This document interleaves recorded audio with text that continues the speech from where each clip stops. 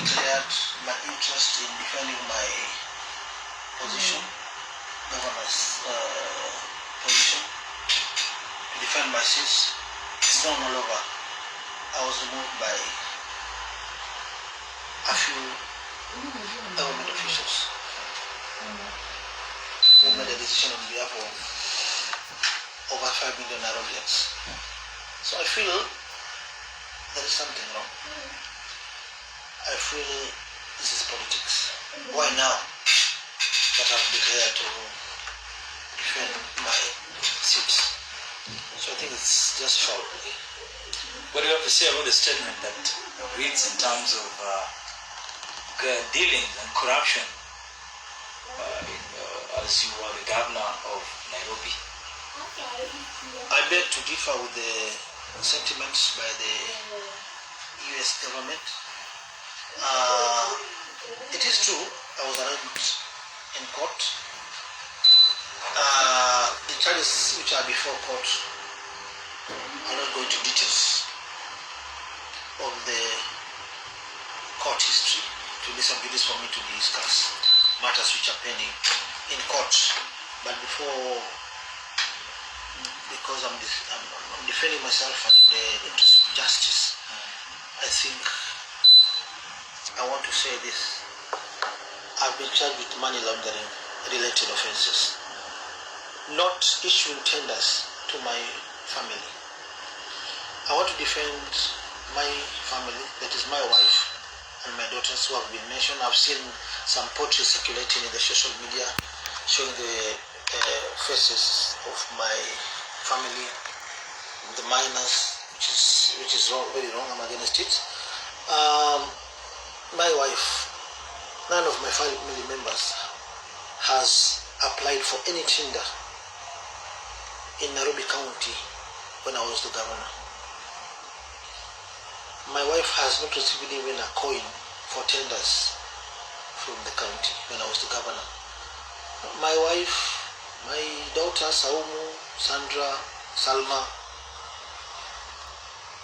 they have not supplied even a spoon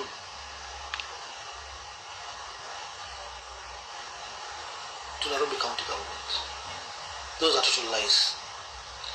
Whoever gave this misleading report to the US, then he's misleading the entire US government. There are some cases in court relating to what allegations they have on governors giving tenders to their proxies or their family members. My wife has never been arraigned in court. My daughters have never been arraigned in court. Actually, they have applied for any tender, they want any tenders from Nairobi County. Those are very, very misleading reports, and I've clarified that I am the one facing corruption charges, not my daughter. Did you intend to travel to the US at any point? I do not have any intention to travel to the US. My passport is in court. I have not applied to go to the US. Yeah, I was in the US when I was the governor. I was invited in the I went for a conference to the United Nations General Assembly. I was invited by the president to represent the African mayors and governors. I went there on, I think it was a conference on food production. Yes, I was there. And remember, we used to have drug allegations. They used to say we were drug dealers. These allegations were there before. But when I won the seat, the first person to congratulate me was the US government. They took their ambassador. I'm wondering why these stories are coming now that I've decided to defend my seat. And I think the US government is forgetting easily what I've been doing for them when I was in office. They had a very big headache, very big stress when I was a senator of Nairobi. I remember very vividly. There's a very tall building which was overlooking their offices, which was posing as a major security threat. The same building, I've done that in the previous interview with NTV and KTN. But let me repeat it because you are not there and you have come for another interview. So, what I want to say,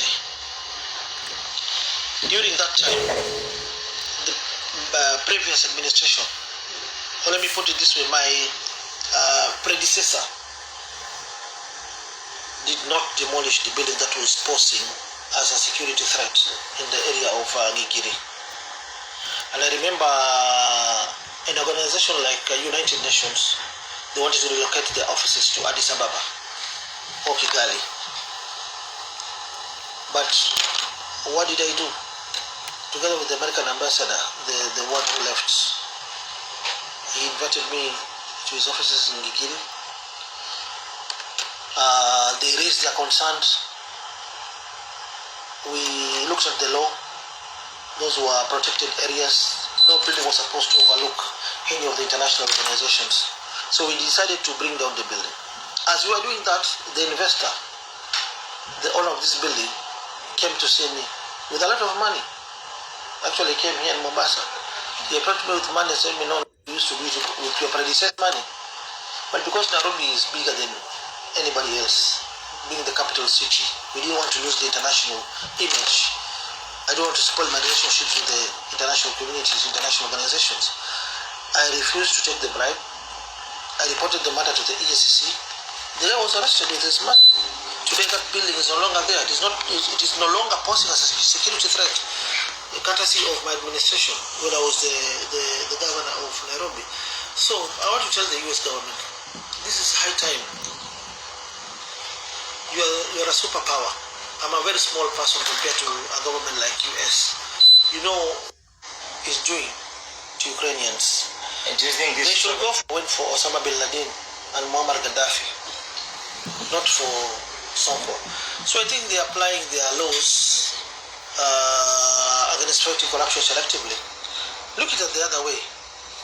Am I the only governor facing corruption in Kenya? Why me and my family? Yeah. Why Sonko and his family? Why? We have other governors. In fact, they have been charged by the offenses they are referring to in the allegations. For instance, somebody like my colleague, my good friend Governor Obado, he was charged alongside with his family, his sons, I think, and daughters in court. My friend Waitito was charged alongside, I think, his wife. Yeah. Why only Sonko? Yeah. Look at the current corruption scandal in Kenya. The COVID billionaires. We lost Kemsa billions when Kenyans were languishing in poverty. When COVID-19 was taking away Kenyans' lives. When Jack Ma brought donations, masks, they were diverted. People pocketed money.